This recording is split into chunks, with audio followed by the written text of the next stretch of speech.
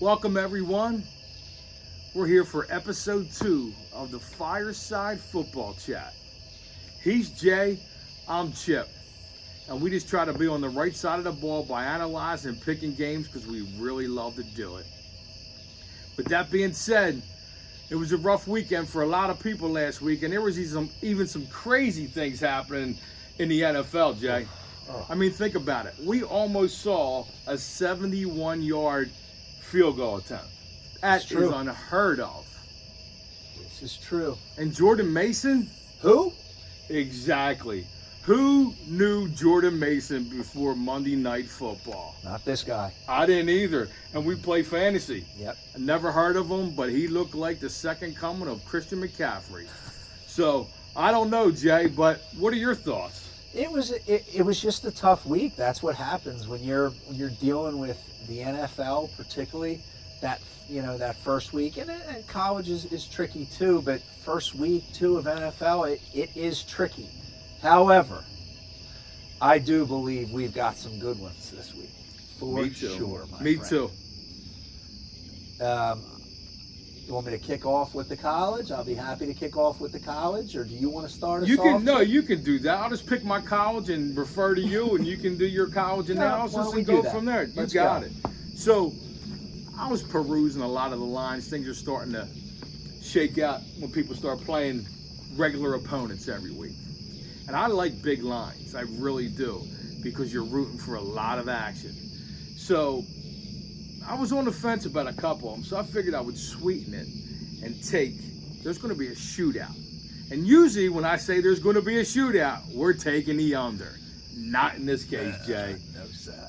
Ole Miss. They throw the points up. Jesus, they do. Wake Sweet Forest. Jesus. Wake Forest has a great quarterback. So we have two good quarterbacks and no D. It's just going to be a shootout. So I'm taking over 64.5. And we're going to root for some points, Jay. Oh, it's going to be a barn burner. Believe it. I hope so. It's going to be fun to watch. Tell me what you think. Well, so something a little unique happened this week, Chip, as I was looking down the lines. I couldn't help but to notice that when I picked my 3 college games, they all happened to be home dogs. No way. No way. Yep.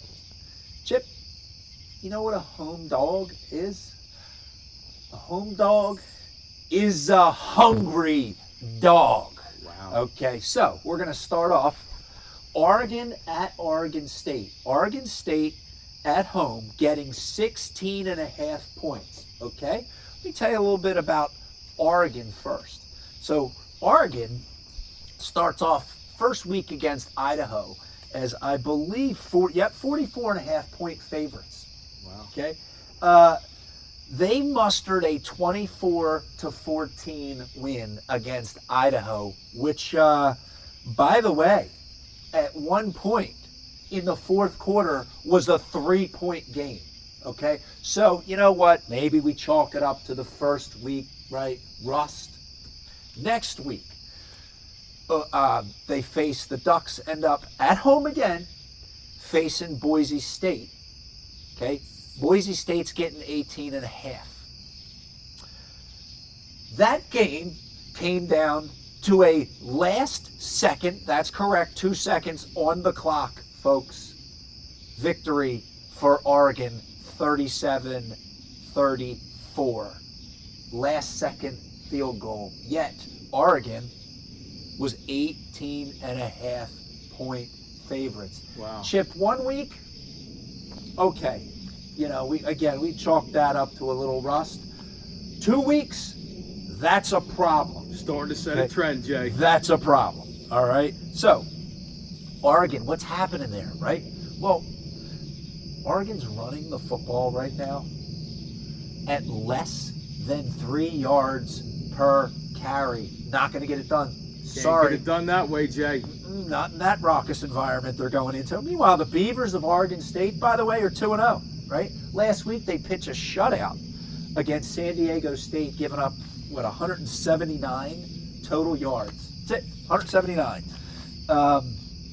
So when I look at all that information, to me, I wasn't going to do it. I was going to hold off this week, Chip, but as I let this soak in, I got to do it.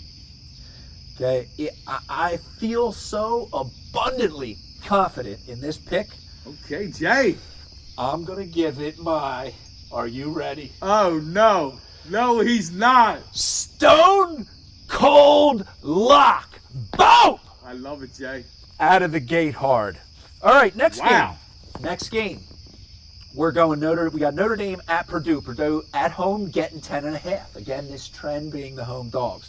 So Purdue, they just crushed Indiana State in week 1, 49-0. Right? Their quarterback, Hudson Card, this guy is 24 of 25, 273 yards, and 4 touchdowns. Chip, I don't care how bad Indiana State is.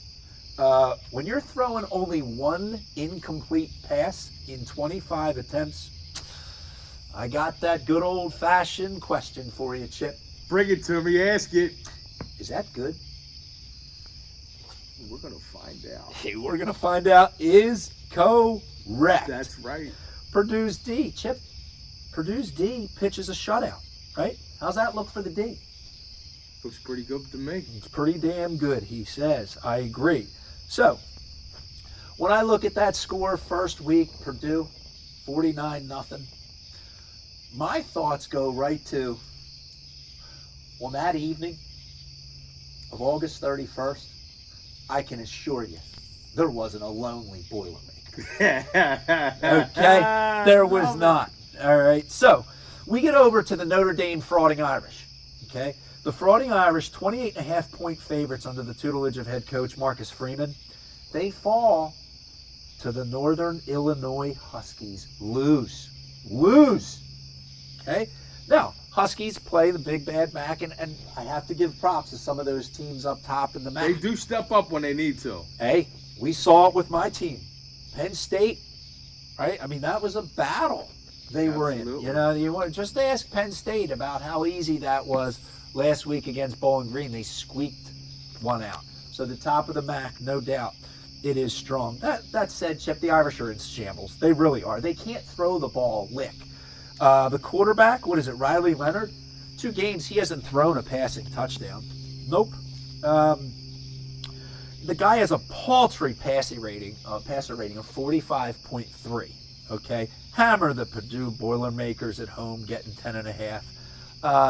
By the way, the Irish have not covered a double-digit spread versus Purdue since people were riding their dinosaurs to school back in 2011.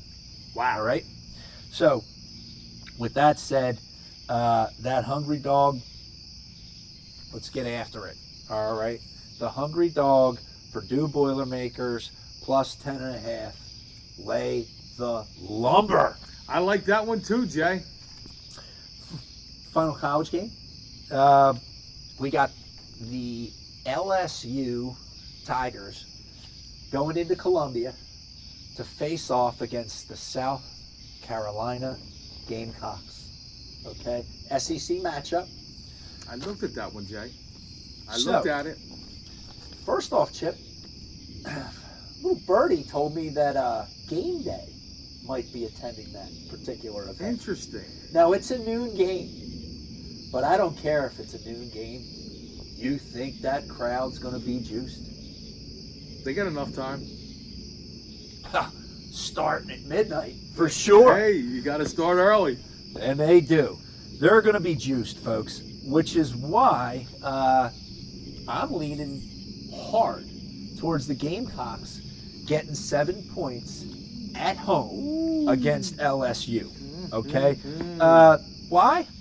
Well, as Grandpa Pfeil used to say, leave me tell you something. Okay? All they did last week was go on the road, they as in the Gamecocks, go on the road, right, as 9.5-point dogs facing Kentucky. And they go and steal their lunch in Kentucky, whipping them 31-6 win outright. Okay? LSU, on the other hand, okay, they were 46.5-point home favorites last week, and it took all they had to muster a 44-21 win against none other than the Colonels of Nichols State. Who? That is correct. I couldn't even process that fast enough, Jay. Never even heard of them.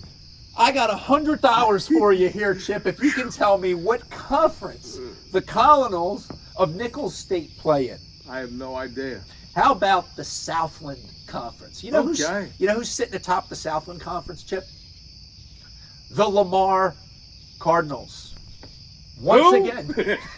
Who? I'm catching on. You have to be invested in college football to know anything about those two programs. But again, it took LSU everything they had to muster a 44-21 win against Nichols State as 46.5-point favorites at home.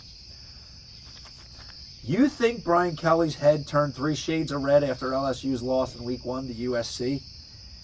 Get ready for a possible dome explosion in the press room following this loss. I would love to see it, Jay. Now, I know what you're probably thinking. Go ahead, Chip. Jay, we don't need the Cox to win. We just need them to cover, my That's friends. right. And that they will. Okay, take the 7 points, Gamecocks at home. Lay the lumber. My thoughts are make your Sunday night dinner reservations. All right. You and your significant other are going to be able to rekindle that spirit from your first 6 months of dating. And that, my friends, is a beautiful thing. The trifecta of the 3 home dogs, Jay. There it is. Our home dogs are hungry dogs. Don't be scared, folks. Now on to the NFL. Okay. Let's go. And guess what, Jay? Yep. Our fireside chat is without a fire. It is. Now that it's without a fire, but we're going to be right back. I guarantee you'll see flames. Okay. Now I'm going to turn my attention to pro pigskin, also known as the NFL. Chip, I'm going to tell you, I love me some Chargers this weekend. Ooh, the Chargers. Love me some the Chargers. Chargers. That's right, the fighting Jim Harbaughs. Who's better than us, Jay? Oh, nobody. By the way, 5.5-point favorites on the road against the dreadful, downright rotten Carolina Panthers. Rotten. I mean, this team stinks. First of all, I could care less whether the Chargers are traveling across the country, right? Jim Harbaugh is going to have that defense ready. He's going to have his team ready and that defense ready. And you know darn well defense travels. All right. Can you imagine that plane ride on the way in? Oh. Ho! Ho! So, we got offensively, my God, Carolina, I think they gave up 180 rushing yards. Carolina gave up 180 rushing yards to the Saints last week. So my mind, Jim, don't make it difficult on yourself. Feed the hot hand. Do you happen to know who I'm referencing by the hot hand for the San Diego Chargers?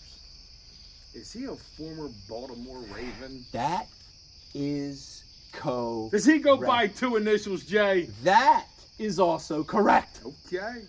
Do tell, Chip. What's that lad's name?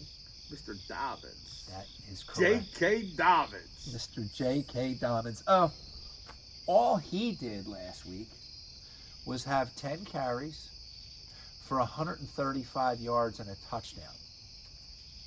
Chip, I'm going to do the math, but almost anybody could do it. That is 13.5 yards per carry. That's a lot, Jay. You run the guy. You run him over and over and over again. Feed him. Feed him. So, Jim, don't overthink it, right? Run it right down their throats. I almost forgot. I'm not sure if you knew this, Chip, but the Panthers, they played the Saints last week. Any idea what that score was? It sounded like one of those old-fashioned whoopings, Jay. Oh, was it ever? I'm talking about 47 for the Saints and 10 for the Panthers. That's right, 47-10. Carolina Folks, looked horrible. Don't overthink it. Please hammer the Chargers at -5.5 at Carolina. This is going to be a no-brainer. Chip, what do you think? I think that's a pick that I looked at myself. Okay. And I was like, wow. It jumped at me too. But it also scared me because of that. Something funny about the line. Yeah, I just sometimes I scratch my head. And that's how I look at my picks when I do them. Sometimes if it looks too good to be true, Jay, like I said, if there's a shootout, take the under because it just looks too easy. And that, yep. I Absolutely. have seen that before. But this week, I couldn't believe how bad the Panthers looked. They looked atrocious. And I don't think Jim Harbaugh, that guy's not interested in taking the foot off the gas. I've seen that story for multiple years in the Big Ten. He won't sleep till February. Well, we've got our expert analysis here for the NFL. I don't know about expert, Jay, but guess what? We're going to throw something out there. Here we go. And I'm going to switch it up a little bit this week because, again, we talk about it and part of our conversations, even over the years, like it's so hard to pick games as it is. You do your analysis, you want to be on the right side of the ball, and you think you're doing it right, and it just doesn't happen. It's a challenge, for I had a small glitch last week thinking that way, trying to do the opposite, but I'm going to reel it in. Houston this week. They went to Indy. Anthony Richardson had a couple nice plays to keep them in the game. But Houston is coming off a strong season last year, and I thought had a half-decent showing. Now they're coming home to feel the love from the Houston fans to thank them for an unbelievable breakout season last year. And with the weapons that C.J. Stroud has. Oh, boy, dangerous. I think that it's going to be one of those jacked up games, hometown crowd going crazy, and they're playing the Chicago Bears. The Chicago Bears won last week, but it's not because of the offense. Their defense stepped up, and they squeaked by. So with that being said, Houston's given 6.5. All they had to do better is a touchdown and an extra point better. And guess what they do, Jay? Oh, please. They covered the spread. They are going to cover And I think they can do that by a touchdown. Folks, we don't always agree. We've probably agreed more than disagreeing, but we don't always agree, as evidenced by your comment with my last pick. That pick, love it. Love that pick. C.J. Stroud, oh my goodness, is that guy impressive? And you just mentioned the weapons. Oh, No, absolutely. Absolutely. I mean, he's got weapons. And the Bears offense, whoa. I can't see the Bears going away, being a visitor this week, and all of a sudden their offense is going to click away. I don't think so. I just think this one jumped out at me because it's the only straight up line that I'm going with, Jay. Yep. We're going to get a little outside of the box. I don't mind outside. With that being said, Jay, the Rams and Arizona. Now, going back to what we just said, that line jumped out at me. Why is Arizona giving points to the Rams? That's a great Not a lot of points, but why? But points nonetheless. I looked at him like, wait a sec here, because usually when you start looking at games, they'll jump out. One will go, hey, why? So I saw that. I think it opened up at like -1.5. And I was like, there's no way. But We're only on episode 2. I'm afraid to pick that one that way. So I figured the Rams looked half decent, banged up on the offensive line. They did lose one of their big weapons, obviously, but they have 2 other wide receivers that are going to step up and help out Cooper Kupp. And I think that with Arizona potentially has a pretty good offense. At home, I'm going to take the over and go with over 49 because there's not going to be any defense played here. Yeah, or minimal, I would say, because Arizona does not have a defense. They don't.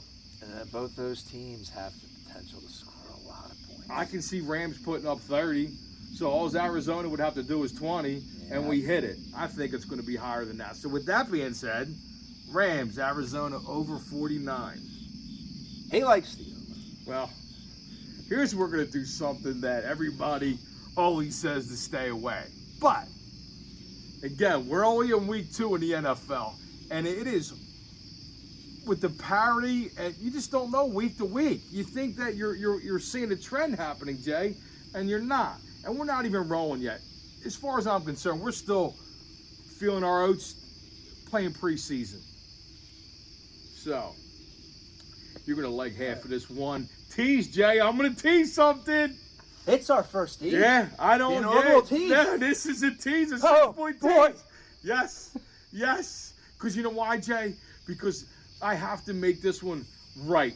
Because I think both of these teams will cover the spread, but I just want to kind of hedge it. I learned from the master about hedging things, and I want to hedge something. We do want to get it right. Yeah. Right, because it could be costly. So, with close to 10 days rest, coming back home after opening Thursday night with a loss at Kansas City, the Ravens minus 9.5 against the Raiders team that I don't know. Ooh. I don't know. Ooh, I just don't know. I watched it. Sometimes Gardner Minshew, he looks like he's going to win one for the Gipper, and he just and it just seems like they don't they were playing on emotion last year under Antonio Pierce. Yep. I don't know if that's going to transition to this year, even though they locked him up with as they took the interim tag off. But I want to bring the Ravens minus 9.5 down to minus 3.5. Okay. And here's another pick, Jay. And I don't always pick my team. I'll never pick against them. I won't pick against them. I don't think so. Only unless I had to. If I really, really had to. But we're talking about. Okay. Yeah. We're talking about. It all depends if money's. If I need this pick to win. Yeah. You leave your heart at home, buddy. But I don't bet with my heart. I try to bet and I look at things. Going back to your pick of the Saints demolishing Carolina. Demolish them. That they did. I got to tell you, I don't think the Saints are that good. I mean, week 1, week 2. Feel even better about my pick. That's what I mean. I really, really, really don't. And if you go and analyzing the Cowboys, who I'm talking about, my Cowboys, is they looked pretty good against a great Cleveland team. They didn't do anything special. They just showed that they could win. And I'm not one to toot my horn, and you know that, Jay. I'm not one of those Cowboy fans. Yeah, that's fair. But if I can sit there, I can sneak in a W for the Fireside Football Chat, I'm going to sneak it in. And that line's at 6.5, so I can bring that down to what, Jay? Almost a what? You're bringing that down? I'm going to bring it down. What are you going to bring it down to? Almost a pick 'em. Dallas minus a half. Makes sense to me. He's going that half. Makes sense to me. And I just want to get a W until I kind of feel out how things are going here. Chip, that Cleveland defense are no slouches. No. And what the Cowboys did to that Cleveland defense last week, I was impressed. Well, like I said, it wasn't crazy, but they showed consistency and got a nice W. Well, for multiple rankings I looked at had them as the number one defense. Absolutely. I saw that too. Cleveland. And I know Dallas has an excellent defense as well, but Myles Garrett. I saw multiple sources had them as the number one. So for Dallas to come in and score the way they did, impressive. I was worried about that game last week, but hey, we try to do something different this week. We actually have something different from Mr. Monday Night. Mr. Monday Night could not be here last week, so he texted his pick. Who knows where he was? You never know. But guess what? This week, Mr. Monday Night sent a little treat for us. And here we go. This is Mr. Monday Night. Folks, I am focused and I'm ready to roll. Just like American Airlines, if I'm late out of the gate, I make up for it in the air. The Birds of Philly versus the Falcons this Monday. I love the Birds to cover the 6.5 at home. The Eagles pass rush, non-existent first week, gets to immobilize Kirk Cousins again. Kellen Moore diversifies his weapons. In fact, Jahan Dotson and Goddard would be great flexes this week. The Birds, minus the 6.5, folks. It's a lead pipe cinch. Well, Jay, we finished up episode number 2. Blow it up, brother. We had a minor technical difficulty, but look at how fire now. Chip, good players adjust. Hey, sometimes you got to do what you got to do. We Absolutely. adjusted, right? Absolutely. Hey, here we are with it. I had another fun week, Jay. I'm hoping that we can get some good ones in so we can pick them and everyone else can root them. Yeah, I mean, most importantly, Chip, and certainly we want to get these victories, for sure. Absolutely. Part of why we're doing this. The other part, we enjoy it. We want to have fun. And fun we've had. Yes, we have. And we hope you all enjoyed this episode, folks. See you next week. Thanks for coming.